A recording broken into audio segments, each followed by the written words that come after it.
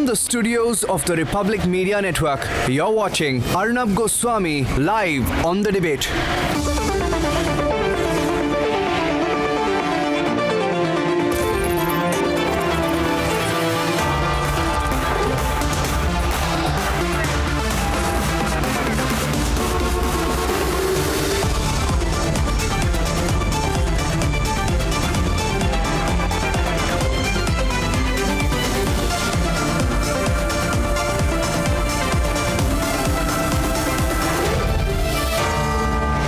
Arnab Goswami on The Debate at 10, powered by Nissan Magnite and Cred. Ladies and gentlemen, welcome back. It has been 18 months since the Chinese virus gripped the world. The Chinese virus killed 4 million, battered economies, affected each and every one of us.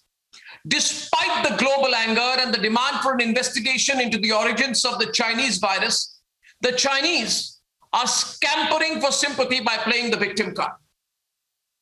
It's time to make them accountable with facts, but this has to be a global effort. Let's debate. Let's debate.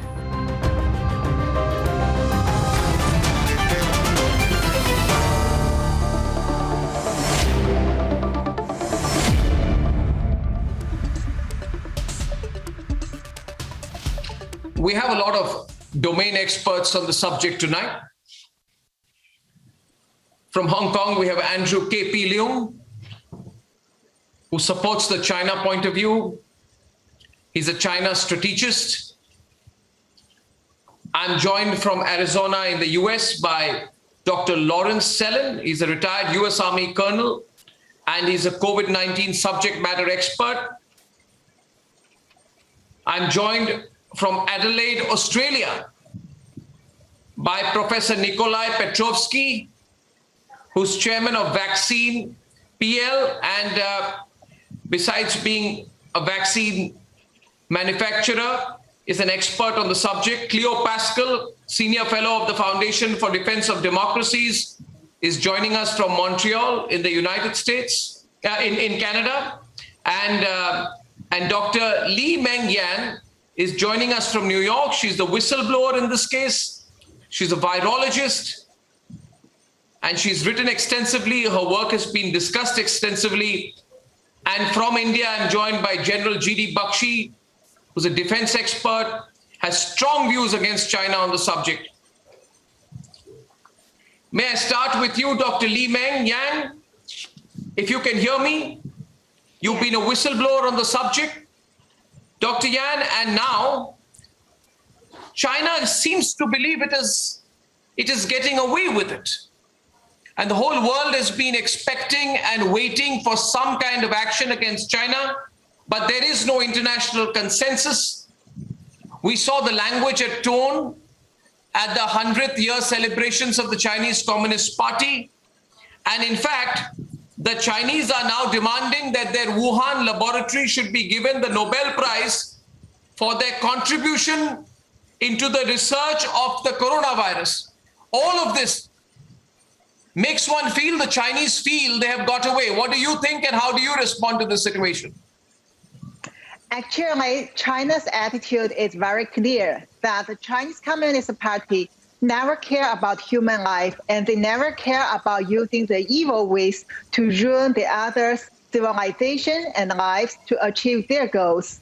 So from last year, even earlier, back to end of 2019, China released the unrestricted bioweapon COVID-19 virus on purpose.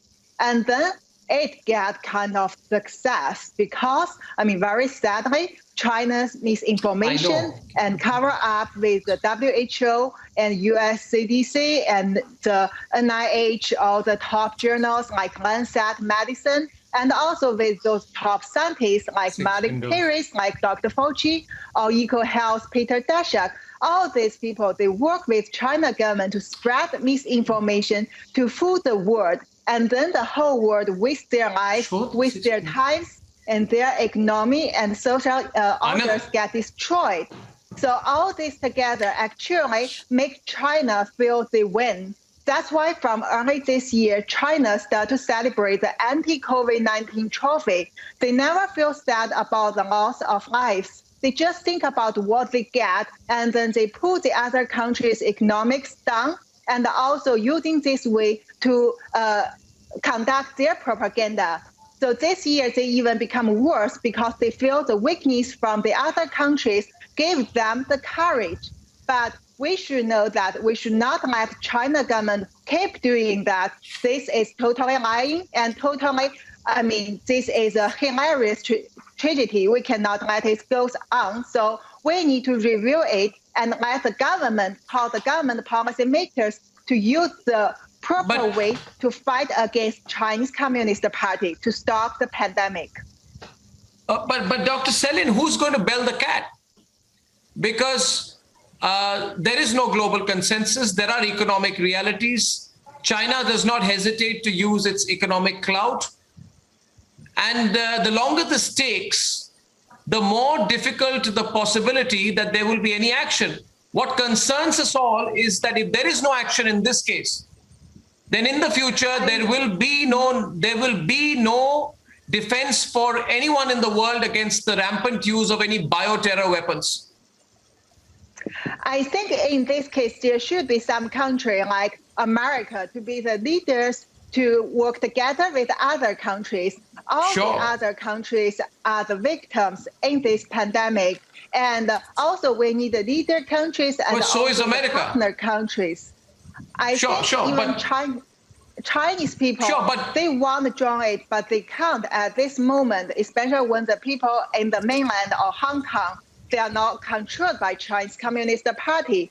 But I think there are ways, and we should not waste the time. That's what I wanted to ask Dr. Selin, that Dr. Selin, we all know there is a need to, and there's a danger if no action is taken. What from here then? America is not doing enough in this case. Well, I think the consensus is changing now in the United States. The vast majority of Americans now believe that COVID-19 actually originated in a laboratory. So this is real progress from just a few months ago. So we have to drive that consensus home, not only in the United States, but in other countries, to put pressure on China, first to recognize that it actually did come from a laboratory. And not only that it was part of a Chinese biological warfare program. And once this is accepted, both in the United States and throughout the world, we can begin to put enough pressure on China to scale back these programs, because they're already working on more dangerous viruses in terms of gain of function. Well, that's the worry. They must be working on others, but I think what you're saying is for the Chinese to acknowledge that they had a role in this is expecting too much, isn't it? Cleo Pascal, isn't it expecting too much from the Chinese? We don't need them to accept responsibility, and we don't even need to know whether it came from the lab or not. We can just look at the flight patterns. They blocked the flights internally and allowed the flights externally. So that means that they knew what they had. They knew they had something that was killing people. They understood the virus better than anybody else, and they let it go global. And I'd just like to take this opportunity to thank the Chinese whistleblowers and the doctor for the suffering that they're undergoing to try to get the truth out for the sake of all of us is incredibly appreciated. I think it's very hard to understand how difficult it is for somebody in that position, and we're very grateful for helping us understand what actually happened. Absolutely. Want to tell all our viewers once again that Dr. Li Meng Yang, who's on the channel right now tonight live, is a well-known Chinese virologist who in September last year, if I'm not mistaken, had said that she had genome sequencing evidence to back up her claims about the origins of the Chinese virus. So her work is something that we must all appreciate. But having said that, we don't need the Chinese to acknowledge. We have enough proof globally with us that they had a role. They were covering this. But then what from here? I'm still not clear what from here. Professor Nikolai, maybe I'd like to bring you in from Adelaide. What from here? Where do we start if you ever think of taking action? Everybody seems to be looking at the United States of America. The Chinese are not going to back off even one more step. How long will this take? And who needs to take the lead? Well, clearly we do need international consensus because, regardless of whether this virus came from an animal or a lab, obviously people on this committee and panel, have suspicions that it may have been a human developed virus.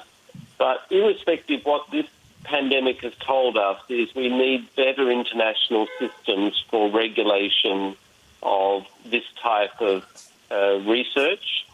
But it has to be global. We need treaties that, we get everyone to sign. That means when we have outbreaks like this, there's an international right to go in and investigate the outbreak from day one. Just like if we had a nuclear treaty, then it gives rights to the international community if there's a nuclear incident to enter a country and investigate.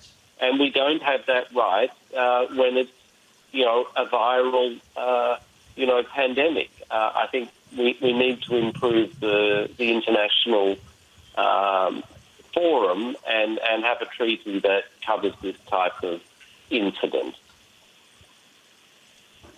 Andrew, what is China trying to hide, and for how long will you be able to hide this? After all, you know the facts, and you must at some point have a conscience. We all know the facts, that there were 3 researchers in the Wuhan laboratory who were secretly treated in hospital November 2019, before the virus began infecting humans, others in the city. So you can't hide this. It's a fact. It's a documented fact. That fact alone, Andrew, that the first people who had to be treated were the researchers in the Wuhan lab, proves that this origin was the Wuhan lab. You must understand, no amount of saber rattling will get you your reputation back. China is hated around the world today because of the way in which it rampantly protected itself after infecting the world with the COVID-19 Chinese virus. You know that Dr. Li Mengyang has also proven facts. You also know that the Chinese Military Commission, Andrew, funded projects on biological and biomimetic materials, human performance enhancement, and the strategy of military-civil fusion. Essentially, you had a very advanced program into bioterrorism. Now, you cannot hide this anymore, Andrew.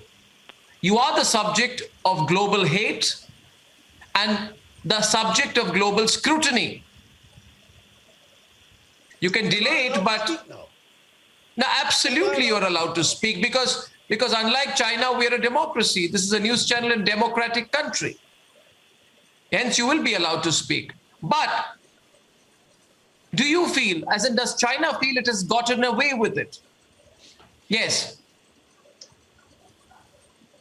Well, if I'm allowed to speak. Well, yes, first please. of all, I object to this kind of presumption of guilt right at the beginning. Of course, there was a bit of uncertainty at the beginning because it's a completely new virus. But soon China came up with a full story and reported the whole findings as early as the beginning of January 2020 to the world's most renowned scientific journal, The Lancet, releasing all the results in full. Don't forget, that was the beginning of January of 2020. It's now a year and a half later, and a lot of countries at the beginning did not take it very seriously. That's point number one.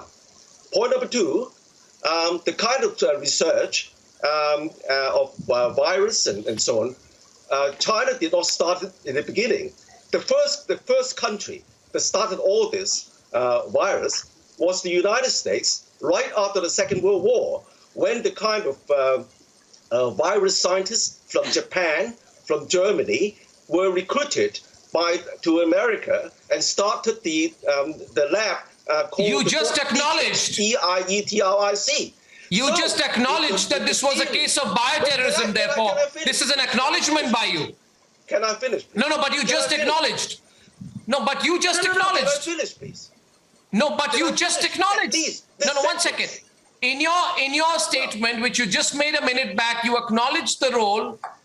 You acknowledged the role of the Wuhan lab in artificially creating the virus. You made that acknowledgement. Why else would you go back to World War II, please? I did not agree to that. I did not agree to that, I'm afraid. You're putting words in people's mouths. As always, as the anchor of this channel, you're always putting words in people's mouths. Now, the lab, as I said, this kind of research started in the United States right out of the Second World War. And in fact, the Fort Detrick's lab cooperated with the Wuhan lab in the beginning. But then the theory is that the You acknowledged it a second time now. You just acknowledged. Then You acknowledged it a second time right here, right now on the program. I didn't put words in your mouth. You did. Your audience will know, I'm afraid. Yes, the audience knows. Okay, well, so I've answered this question. A, that this kind of research not start in China. Secondly, if the theory is that the leak is from the lab, then the United States Fort Detrick's lab should be investigated as well. And that's what China said all along. And then thirdly, let the scientists decide. And there's too much politics in this. It's a question of science, not a question of politics. General Bakshi. And you have been criticizing the Chinese Communist Party as well. As if it is illegitimate. Andrew, see here. Andrew, you just acknowledged that you've been researching on it. You just acknowledged the artificial origins theory. Right? You just made that acknowledgement on the program. General Bakshi is responding to you, please. Remember, do you think COVID-19 emerged naturally? I am not a scientist. And as I said, You think COVID-19 emerged naturally? No scientific consensus. Is this a natural disease? In the world. Come on, we've all suffered because of it. I've myself recovered from the Chinese virus. I can tell you, as a Chinese virus survivor, that there's nothing natural about it. General Bakshi, please. General Bakshi. General Bakshi is countering Andrew. Arnab, Andrew started by quoting Lancet, the article in Lancet on 20th February 2020 last year, in which about 27 virologists had gotten together to give China an absolute clean chit.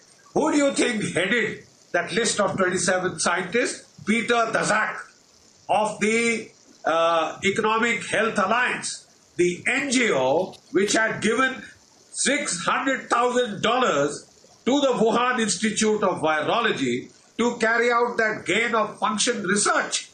He was the last man who should have opened his mouth on this issue. And then he went with the WHO. He did not recuse himself because he had a conflict of interest. He had been funding that research, gain of function research, when it was banned in the United States. Andrew, give us another one. The question is now not that it was a zoonotic or a natural virus. There are no bats sold in the Wuhan wet markets. The nearest bats are 550 kilometers away in Yunnan and Nanjing. This is a bat coronavirus. Where is the intermediate host? The SARS has an intermediary host from bats to civets to human, discovered in 4 months. The MERS had an intermediary host, bats to camels to humans, discovered in 8 months. It is 18 months, Andrews, and I ask you, where is that intermediate host? There is no intermediate host. Andrew, I would request you. You may not be a scientist, but you can at least read what the leading scientists of the world are saying. Read the article of Nicholas Wade in the Atomic Bulletin of Scientists. He has clearly pointed out that this is a genetically engineered virus. Read the paper written by a British and a Norwegian scientist. They have said very clearly that the SARS hook protein molecule was spliced on to the backbone of the bat coronavirus in a gain of function research conducted at the Wuhan Institute of Virology. Andrew, I ask you, why is the Wuhan Institute of Virology headed by two PLA major generals? No other institute in the rest of the world is headed by the military officers. You know, Xi Zhengli, China's bat woman, and Cao Wei, these are the two top major general virologists of the Chinese People's Liberation Army. It is Zhu Dezong who had published from the People's Liberation Army Air Force. He had overseen the publication of 18 papers which were presented to your top military leadership in the Central Military Commission in 2015. One of them said, these papers said that the SARS virus is genetically engineered to target China. There you have the smoking gun. In the Chinese top hierarchy's perception, they feel, rightly or wrongly, that they have been the victims of biological warfare. That justifies the use of biological warfare weapons. We now have the smoking gun. The world has veered round to the view that it was not a natural zoonotic outbreak, that it was engineered from a lab. Maybe it escaped accidentally. The circumstantial evidence that is now known to the whole world, if you had, as you acknowledged, patient 0 discovered on the 8th of December 2019, how is it, why is it that the People's Liberation Army Navy, the Air Force, they started posturing in a major way in the South China Sea against Taiwan, against Japan, and then against India? Does a country hit by a major pandemic start, militarily aggressive exercises against all its neighbors? You've heard your own president, Xi Jinping, threaten to break open the heads of anybody, who even hints or suggests what he's trying to get back at the world. In the 100th anniversary of the Communist Party, he is threatening the world with mayhem and consequences. With broken heads. Amazing. Andrew, amazing. Search your conscience. Well said, General. That is at the presidential level. Andrew, this should not be taken. I would. Yes. If I can just finish, 172 million people infected globally, 4 billion dead, including 3 billion infected and 300,000 dead in my country, Andrew. In my country, you are seeing victims on this screen. All right? Our children have not been able to go to school for the last 2 years. The global economy has taken a hit of $2 trillion. General Bakshi, so just so that I can get the other panelists also in. You see, Andrew, this kind of barbaric, crude language, I will give you broken heads, take your broken heads, take iron rods, beat your broken heads, make you bleed. This kind of unfortunate, crude language that Xi used. First of all, I've never heard any leader talk like this. Not in the civilized world. Not in the civilized world. It was unbelievable the way he spoke. But leave that aside. The point being made is that, and I think Cleo Pascal can make it better to you, you've been called out. You've been found out. You have had a 20-year program for bioterrorism which has been called out. There is tremendous amount of evidence which has now come. Cleo, this whole language, China will take iron rods, beat your heads, give broken heads and put all the blood over the Great Wall of China. This kind of language, will it be effective anymore for China? So the question is who the target audience is. Is it domestic? Is it international? Is it the US? Is it smaller countries? And it will be, if smaller countries are scared of China, it may be effective. But I'd just also like to point out at the bottom of the screen here, it says China plays victim. And in fact, China, the people of China are a victim of the Chinese Communist Party. And I think it's helpful to use very specific terminology. This is a CCP virus. This was created from the ideology that comes out of the Chinese Communist Party, as you brought up, in terms of civil military fusion, in terms of unrestricted warfare. This is the CCP virus. And that same CCP virus has infected the WHO and the Lancet. I mean, it goes across the board in terms of how it goes into systems, infects it, disables it, and makes it sick. So we need to really understand the ideology coming out of China, who they're trying to affect. General Bakshi, of course, gave a very good description of some of the implications for India. But globally, it's not just the virus. It's going into the systems. It's going into the economies. It's going into the political systems and infecting them and making them sick. And so unless we start calling China out, specifically the Chinese Communist Party, with the help of brave Chinese people who themselves are victims of it, then we can't start to get to the root of it. So we need to say, Beijing is doing this, Beijing is doing that. It doesn't matter. There's a discussion about whether Trump should have stopped flights from China earlier. China should have stopped flights from China earlier. Put the blame where it lies. Make it very clear who the aggressor is. And the aggressor is the Chinese Communist Party. Interestingly clear, and I want to bounce this off Dr. Selin also in Arizona. Dr. Lawrence Selin, in 2015, viewers, China was among the countries which demanded an immediate global team being formed independently to travel to find out the origins of Ebola. When Ebola struck the world, China demanded and was part of a group of nations which said there must be an independent team which travels to Ebola, which actually went after Ebola was declared a public health emergency. That was Chinese logic.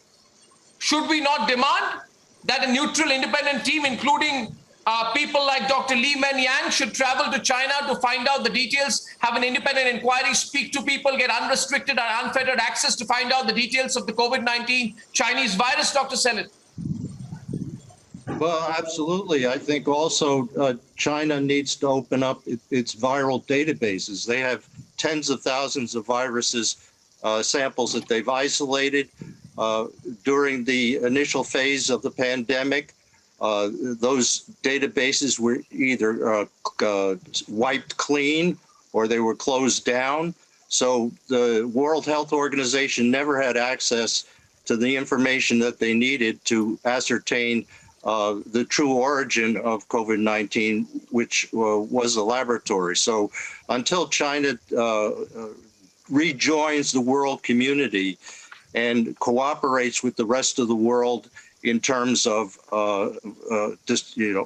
identifying the true origin of COVID-19, which is a laboratory, then China should be ostracized. And Andrew, listen, I mean, you've been cornered on the debate. I know that the Chinese system is opaque. I know that you've threatened to take all our collective heads, use iron rods, break our heads and spread the blood over the Great Wall of China.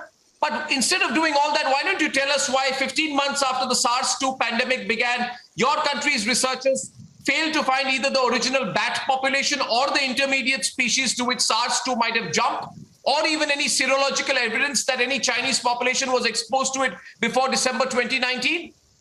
Admit it was a lab-made virus. There is nothing, you don't need to feel bad about it. There are villains everywhere. There are villains even in China. I'm not saying you're a villain, Andrew, because you sort of take it personally. But there may be villains. You see, you need to understand this. There is a paper titled The Unnatural Origin of SARS and New Species of Man-Made Viruses as Genetic Bioweapons, which suggested that World War III would be fought with biological weapons, existed in China in 2015. You realize this? See, you have an army that has never actually fought a war. Like we always say, why do the Indians beat you anytime there's a conflict? because your army is an untested army. You cannot fight a war. The only war that you could fight is bioterrorism. Why did we thrash you in just 9 months back? Why did your army have to retreat with the Indians? You cannot fight a war.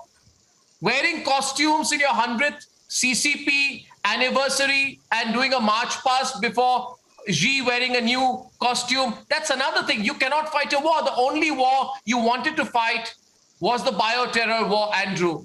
And you must not take this personally. As even Cleo has said, we are all saying it for your advantage. The data on COVID-19 has been actively blocked. Why don't you share the data? Why don't you stop trying to threaten the world? Well, China, I think, up to now, has not ruled out the need for another look. In fact, most recently, China supports the international independent team of scientists to look at the origin of this virus. No, I'm sorry. In March, even your favorite WHO director Tedros said that the Chinese are not giving us raw data. Am I right? Well, am I right, Dr. Lee Yang? Am I right? No, 1 second. You're wrong. You're lying on my program. You're lying. Because even Tedros said, your favorite Tedros said the Chinese are not giving us access to raw data. Am I right? Why are you afraid of giving us access to raw data? Dr. Lee Yang can counter you better than I can do on this. Well, I think as the anchor of the show, you should show some courtesy to your invited guests. I'm showing courtesy, but I cannot allow falsehood. I cannot allow falsehood. Can I allow? But you keep on interrupting me. All right? Yes, I do, because I cannot allow falsehood. China has not said that it would oppose another look, bearing in mind that if you talk about patient zero, I mean, recently evidence find that the patient zero could have existed much earlier than in Wuhan. It was found in the United States. Some people affected as early as September No. I'm not This is a massacre. Well. 4 million people have been massacred. Accountability is a must. I want to go across to Dr. Lee Yang. She may want to counter you factually on this.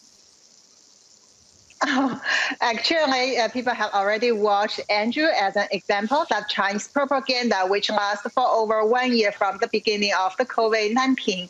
And people are asking me that where is the response from Chinese Communist Party government about this, since we already know it's not nature occurring. We already know this is from the lab, and we already know the PLA, People's Liberation Army, is behind it.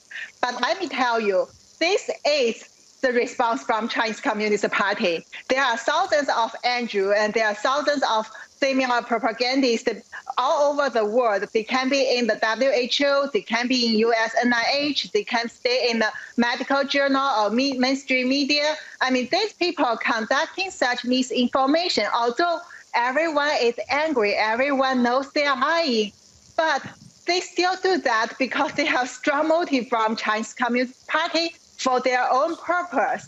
So I think we have spent enough time, more than enough time, to waste on this, to see how these people's performance. And as Andrew said, he's not a scientist, he's not a doctor. Then he said we should not talk about this if we are not scientists. I want to ask Andrew why he is commenting here, and how could he memorize so many things, and if this is not from scientists' word.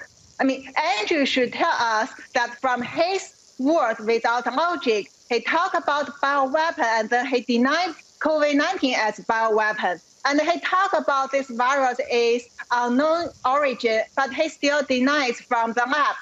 I mean, Andrew cannot make any sense here. But I can tell you, I'm Chinese. I stay in China for over 30 years. I know this is common. It happened everywhere. So if the world want to watch this and want to waste your time, want to look at your country, your civilization broken down, want your kids lose your future, then give more time or chance to people like Andrew and Chinese Communist Party for their performance. If not, action. Do your action. Call for Chinese Communist Party to pay the whole things and to be held accountable. at least from, we have connected 6 global cities here in the course of this debate. One thing which comes across, Professor Nikolai Petrovsky, to me quite clearly is that there is a palpable global anger. Global anger is growing, and I'm sure you feel it as well in Adelaide. Yeah, look, I think what we need to realise is China speaks with 2 voices. They tell us that they're keen for an investigation, and when the Australian Prime Minister early last year just called for an investigation, they immediately slapped, barriers to all our trade. They destroyed our wine industry, and I live in one of the biggest wine districts in Australia, and they put ridiculous tariffs on our wine to punish us for having called for an investigation. There was no justification. China doesn't make its own wine. It's a small export, but it's very important to the people in Australia who produce that wine. Yeah. And China deliberately targeted it. They targeted our barley. They targeted things they didn't need. They didn't target iron ore because China desperately needs Australian iron ore. But they targeted everything, every industry in Australia that wasn't critical to them. They targeted because our Prime Minister just asked for an investigation. He didn't point a finger. He didn't accuse China of anything. He just said, we need an investigation. Well, I'd say this, Nikolai, that I think you should be very proud of the position your Prime Minister has taken. And I genuinely feel that at some point, if the world has to make sacrifices to fight China, we must be prepared to make those sacrifices. Remember, viewers, this is even worse than the Holocaust. The biggest chapter in the history of the Chinese Communist Party is the fact that it organized the world's greatest massacre. I'll follow this up once again. I thank you very much for joining me so far on this debate.